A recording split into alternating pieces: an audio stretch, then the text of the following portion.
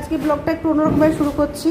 এই দেখুন মনির রান্না হয়ে গেছে, আর চলুন দেখাই আর কি রান্না হচ্ছে। আজকে এখন রাইসটা চেপেছে আর এদিকে সব সবজি কাটা আছে, আর আমি চিকেন এবং আলুর দমটা করবো।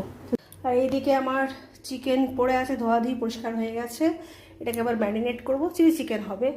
পেঁয়াজ কাটা হয়ে গেছে, ডিম রেডি করা আছে, এদিকে আলুও রেডি করা আছে। আলুর দমটা আগে করব, করে আমি এইদিকে যাব। তো চলুন আমি রান্নাবান্না শুরু করি, ম্যারিনেটটা করে দিই, তারপর আমি অন্যদিকে যাব। আপনারা হয়তো ভাবছেন কিসের জন্য এত রান্নাবান্না, কিসের জন্য এত আয়োজন। আমার ছেলের জন্মদিন পেরিয়ে গেছে 23শে সেপ্টেম্বর, তখন ওর এক্সাম চলছিল। তো এখন বন্ধুরা মিলে সবাই ধরেছে, আর ওর ইচ্ছা যে বন্ধুদেরকে নিয়ে এবছর একটা ছোট্ট করে কিছু করি। তো ওই জন্যই আমরা এখন দু জায়গায় মিলে উঠে পড়ে লেগেছি, ওর বন্ধুদেরকে আজকে একটু নেমন্তন্ন করেছি। এখানে এই ব্লগটা রাখছি, সবাই অবশ্যই লাইক কমেন্ট শেয়ার করবেন। অনেক অনেক ধন্যবাদ সকল।